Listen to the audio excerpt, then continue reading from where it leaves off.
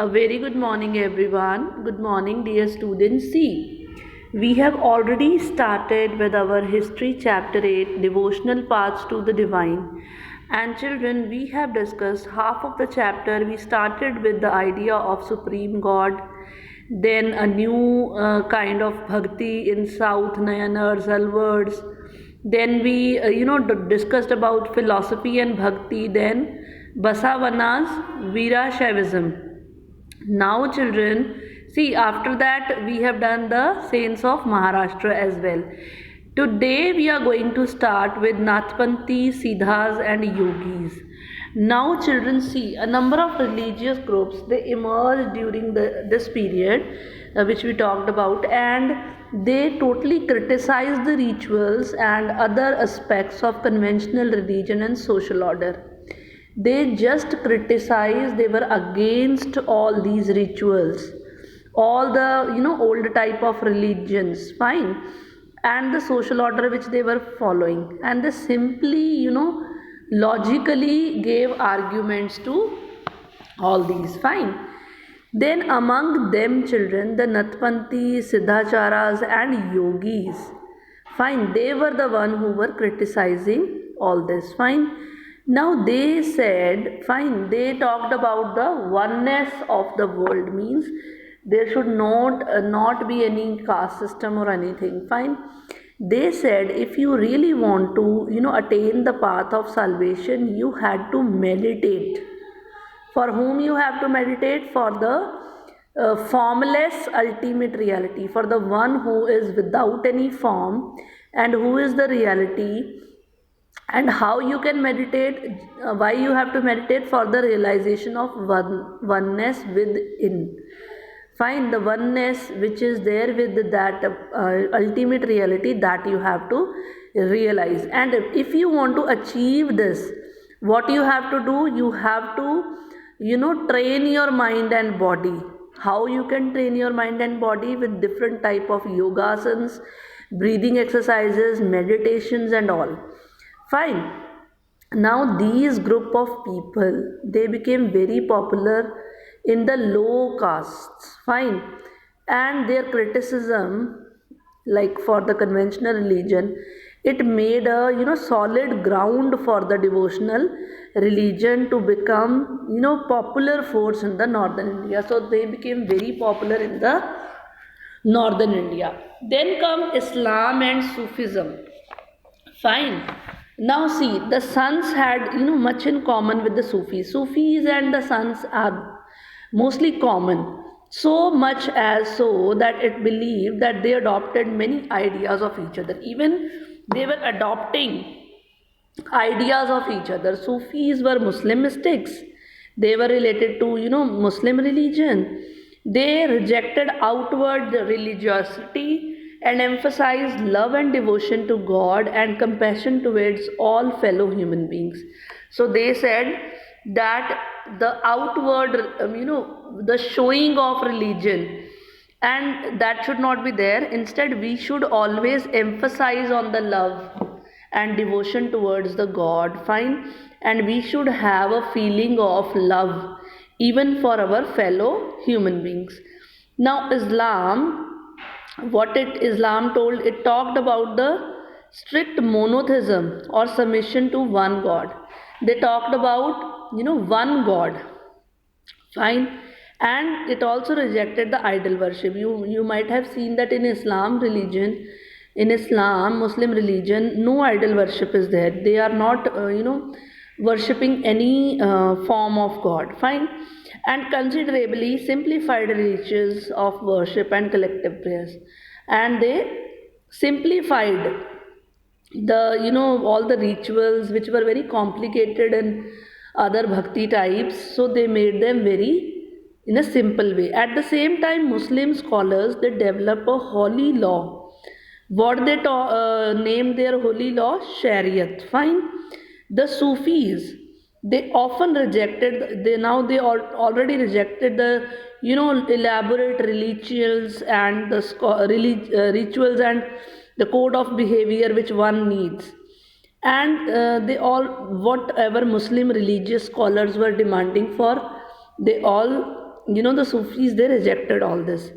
They sought union with God much as a love seeks his beloved with a disregard to the world. So they just acted in a way as a lover, loves his beloved, and he, don't think about what society, what the world will talk about him.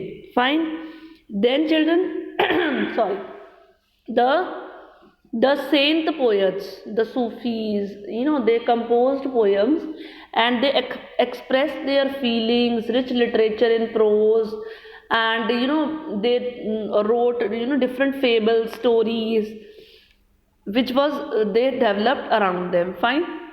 Then among the great Sufis, children of Central Asia, Ghazali, Rumi, and Sadi. Fine. They were the one who were among the Sufis of Central Asia.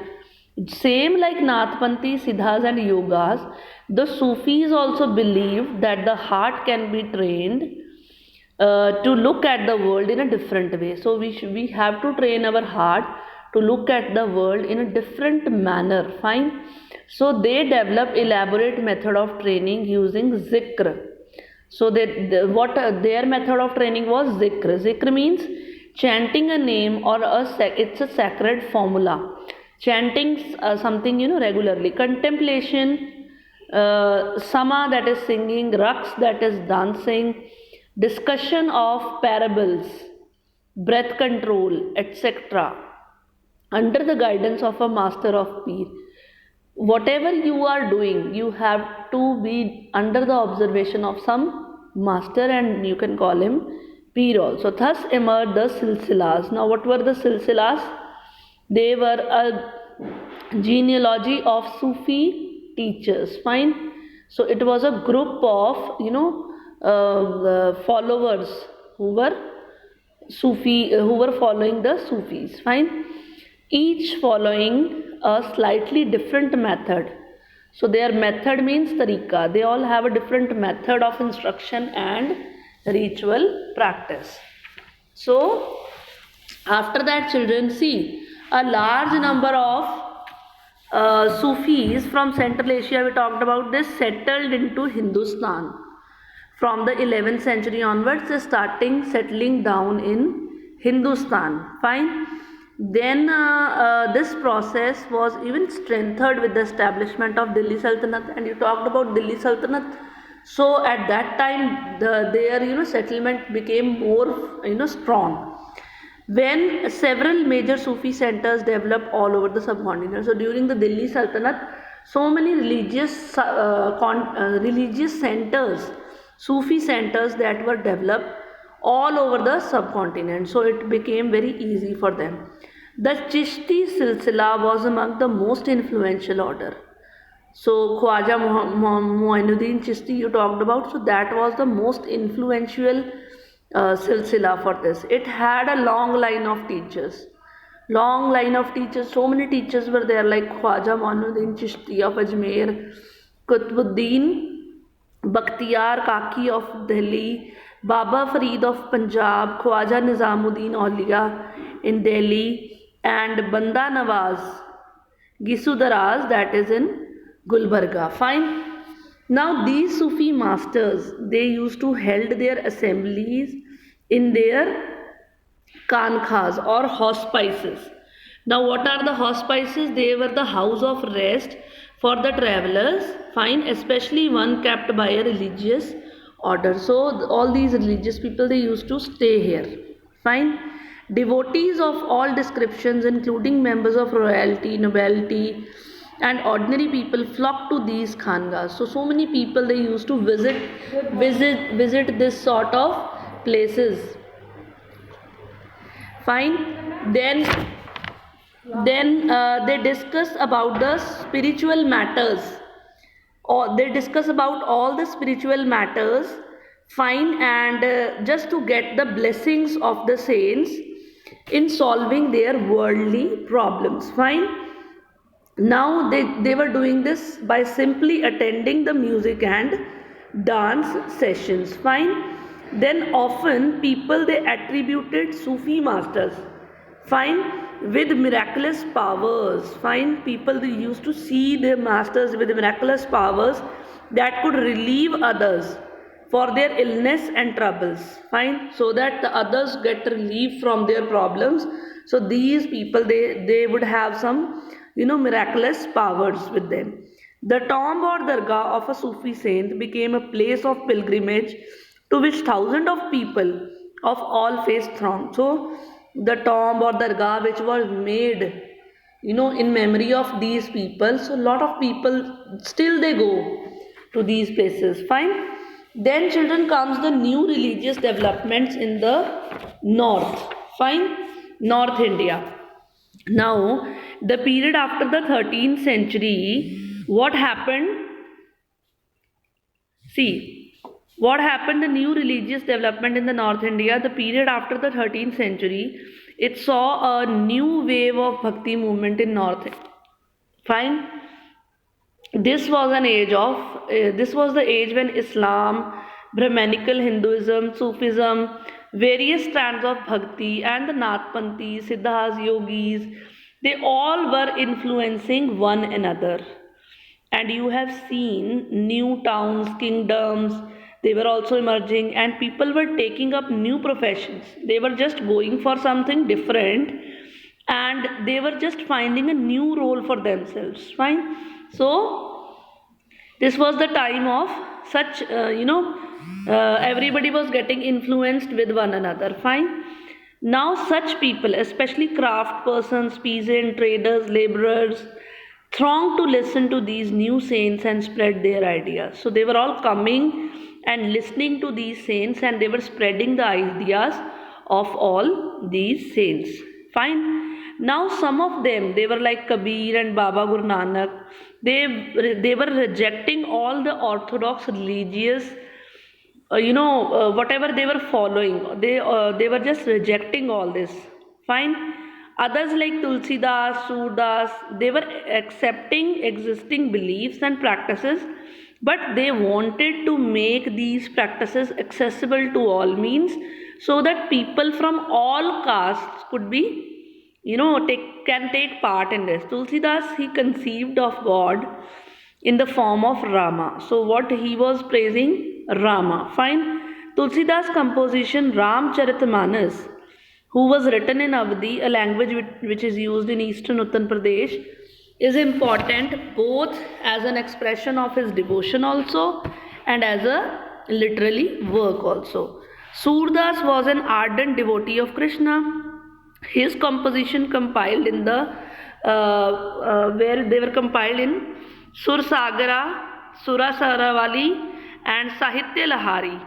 They were all telling about expressing his devotion to Lord Krishna. Also contemporary were Shankara Deva, and he was from Assam in the late 15th century, who emphasized devotion to Vishnu.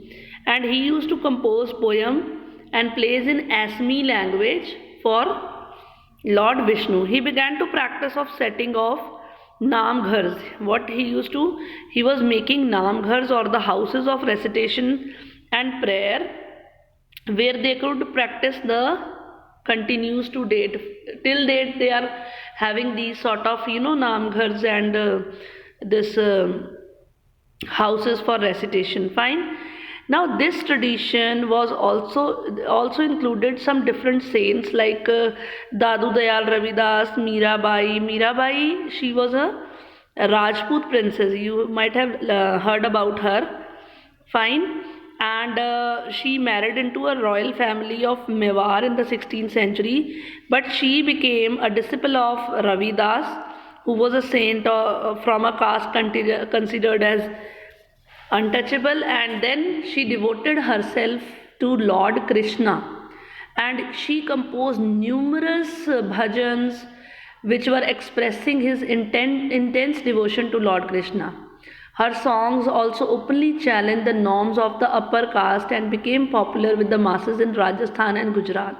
So she also criticized the rules made by the upper caste, and she became her songs became popular in Rajasthan and Gujarat. Fine. A unique feature of most of the saints, they all have different features, unique features, that their works were composed in regional language. So what was common? Their works were just composed in a regional language, and they all were singing them. They became immensely popular and were handed down orally from generation to generation. So they were just, transferred to from one generation to another just orally. Fine. Usually the poorest, most deprived communities and women transmitted these songs, often adding to their own experiences. Thus the songs as we have them today are as much a creation of saints as generation of people who sang them. Fine. So these songs were just creation of the saints only, and they were transferred to different generations. Fine. They have become a part of our living popular culture. So now they have become a part of our culture. Then comes, children, a closer look Kabir. Fine. What Kabir talked about, Kabir ke dohe, you go through in Hindi also. Fine. Kabir, he was probably living in the 15th and 16th centuries, was one of the most influential saints. He was brought up in a family of Muslim Julahas.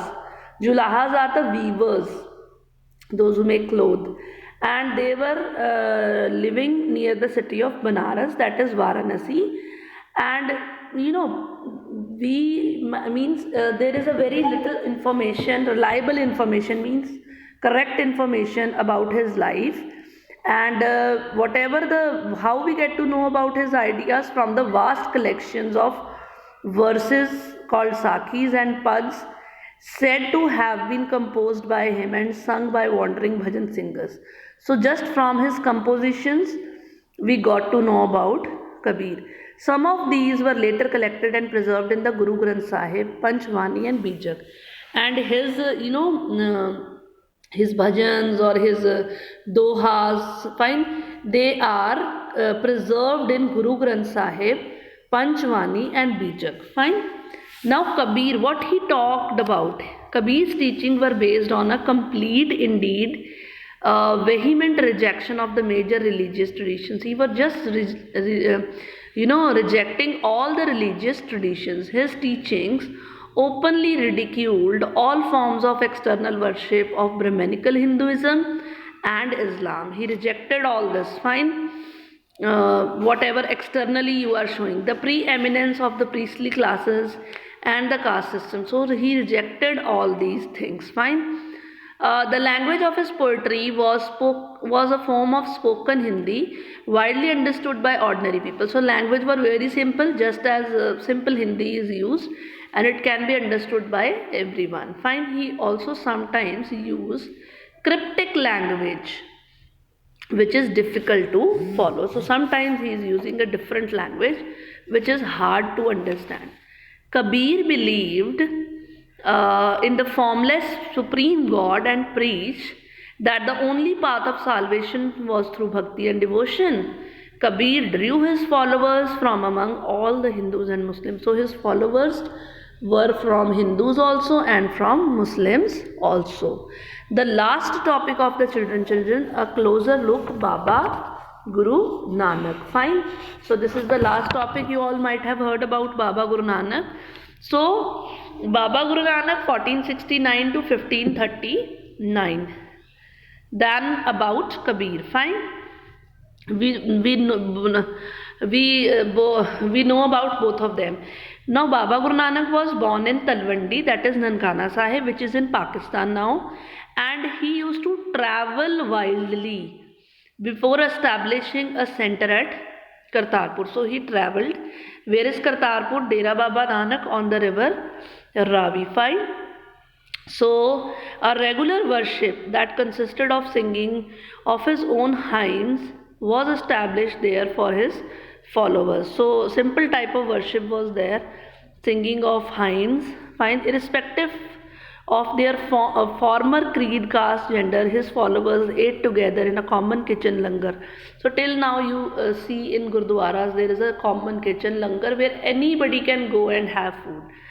The sacred space thus created by Baba Guru Nanak was known as Dharamsal. Fine. So a place where people collect. So that is known as Dharamsal, and now it is known as Gurdwara. Now, before his death in 1539, Baba Guru Nanak, he appointed one of his followers as a successor. So, who was the second Guru? That was Lehna, and the name of Lehna, he became to be known as Guru Angad Dev Ji. Fine. Then he was just signifying that he is a part of Baba Guru Nanak himself. Now, Guru Angad, he compiled, different compositions of Baba Guru Nanak, to which he added his own. He added his own new script, which was Gurumukhi. Find the script of Punjabi, that is Gurumukhi, the Lipi of Punjabi. Fine. So that is Gurumukhi. The three successors of Guru Angad also wrote under the name of Nanak. Fine. And all their compositions were compiled by Guru Arjan in 1609. Fine. So after that, the others, they compiled all the compositions. They all were compiled by Guru Arjun Ji. Then to this compilation were adding to the writings of other figures like Sheikh Farid, Sant Kabir, Bhagat Namdev, Guru Tegh Bahadur. In 1706, this compilation was authenticated by his son and successor, Guru Gobind Singh Ji, and it is now known as Guru Granth Sahib. So all their teachings, they were together captured at one place, and that is Guru Granth Sahib Ji, which is now the holy scripture of the Sikhs. Fine. So the number of Baba Nanak's followers increased through the 16th century under his successors. They belonged to a number of castes. Now they were all from different castes. They were traders, agriculturists, artisans, craftsmen, all were there. So this may have something to do with Baba Guru Nanak's insistence that his followers must be householders and should adopt productive and useful occupation. So Baba Guru Nanak said that if you want to really, go get salvation, you have to, do work. Fine. Then they were also expected to contribute to general funds of the community of followers. Fine. By the beginning of the 17th century, to town Ramdaspur, that is Amritsar, he developed around the central Gurdwara Harmandir Sahib. Fine, Golden Temple where you go now. So they made. It was virtually self-governing, and modern historians refer to the early 17th century Sikh community as a state within the state. So it was a state within the state. The Mughal Emperor Jahangir, he also looked upon the potential threat, so he ordered the execution of Guru Arjan. Fine. The Sikh movement began to get politicized in the 16th century, a development which culminated in the institution of Khalsa by Guru Gobind Singh Ji in 1699. So Khalsa Panth was established after the execution of Guru Arjan Ji, and the community of Sikhs was known as Khalsa Panth. So till now it is known as Khalsa Panth, and it will be called also.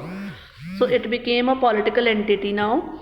The changing historical situation during the 16th and the 17th century influenced the development of Sikh movement. Fine. So Sikh movement was developed. Baba Guru Nanak had a huge impact on the development from the very beginning. So the main impact of Baba Guru Nanak was there. He emphasized the importance of worship of one God. So he talked about worship of one God. He talked about caste, creed and gender. It is all irrelevant. Fine. His idea of liberation was not that of a state of inert bliss, but rather the pursuit of active life with a strong sense of social commitment. So you should have a social commitment. He himself used the term Nam Dan Isnan for the sense of his teaching, which actually means right worship, welfare of others and purity of conduct. His teachings are now remembered as Naam Japna, Kirat Karna, Varn Shakna. So which also underline the importance of right belief and worship, honest living, and helping others. Thus, Baba Guru Nanak's ideas of equality has social and political implications. This might partly explain the difference between the history of the followers of Baba Guru Nanak and the history of the followers of other religious figures of the medieval centuries like Kabir, Ravidas, Dadu, whose ideas were very similar to those of Baba Guru Nanak. So, children, go through the this elsewhere yourself. This was all about the topic. Thank you and have a nice day.